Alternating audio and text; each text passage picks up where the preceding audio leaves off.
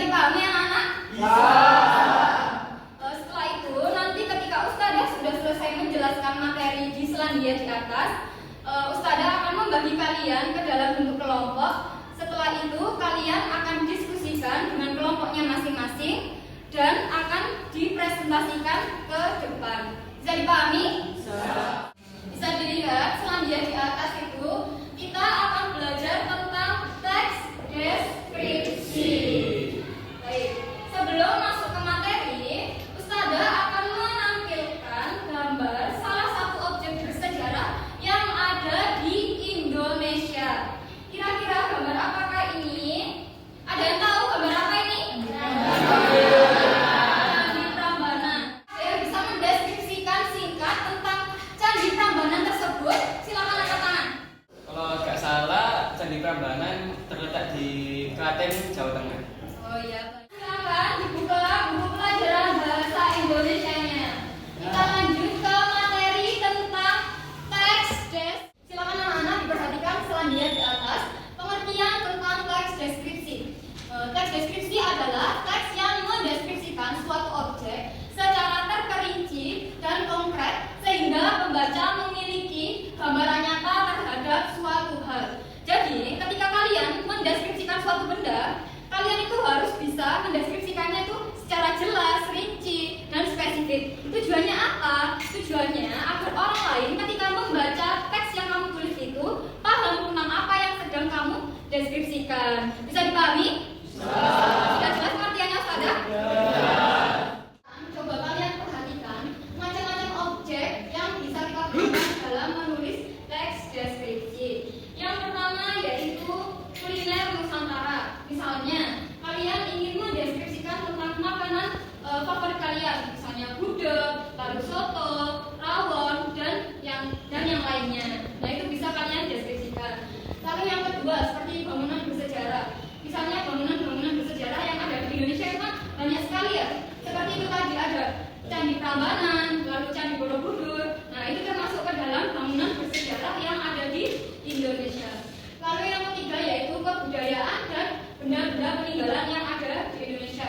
Seperti wayang, lalu apa lagi? Apa, Mbak? Keris. Nah, itu juga bisa dideskripsikan ya sebagai peninggalan benda bersejarah yang ada di Indonesia.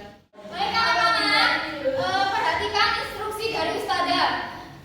Kalau nanti Ustadzah bilang hidung, kalian pegang hidung. Kalau Ustadzah bilang kepala, kalian pegang kepala.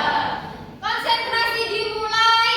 Hidung, telinga, mulut, hidung, hidung, hidung. Materi sudah Ustadzah sampaikan semuanya. Lalu kegiatan selanjutnya setelah ini yaitu berdiskusi kelompok. Setelah itu kalian akan Ustadzah berikan modul pembelajaran yang berisi lembar kerja. Setelah itu kalian diskusikan dengan kelompok masing-masing. Bisa dipahami? Bisa. Sekarang silakan kalian berkumpul dengan kelompoknya masing-masing. Ayo silakan berdiri. Materi yang Ustadzah berikan tadi sudah. Oke, sekarang ini modul ajarnya. Kalian tinggal membaca teksnya ini, lalu kalian cari di LKPD ini sudah Ustadzah tuliskan. Kalian harus mencari tema, lalu kalimat utama dengan kesimpulan. Kalimat utama itu biasanya terletak di mana? Di awal kalimat. Baik, tinggal kalian cari ya di sini mana sih yang termasuk dalam kalimat utama atau deskriptif. Lalu setelah itu kalian tuliskan di sebelah sini. Nanti di sebelah yang bawah sini kalian tuliskan anggota kelompoknya. Baik, bisa dipahami? Bisa. Ya, silakan. Baik, tadi sudah Ustadzah jelaskan kan di layar di Selandia tentang materi teks deskripsi, tentang kalimat utama, tema, dan kesimpulan. Baik, sekarang kalian sudah Ustadzah sajikan tentang Candi Borobudur ini. Tinggal kalian cari di mana letak kalimat utama yang ada pada teks ini. Kalimat utama itu biasanya terletak di mana? Awal kalimat. Baik, sudah pintar sekali.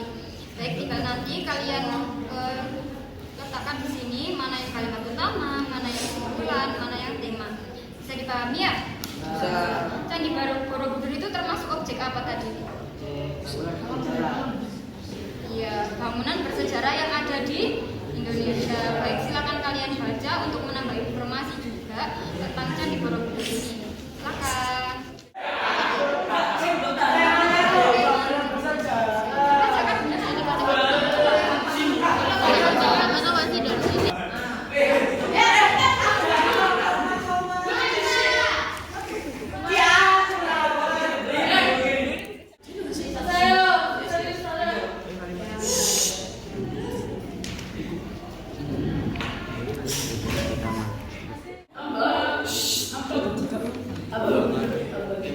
Sudah bisa menemukan Mas Ian.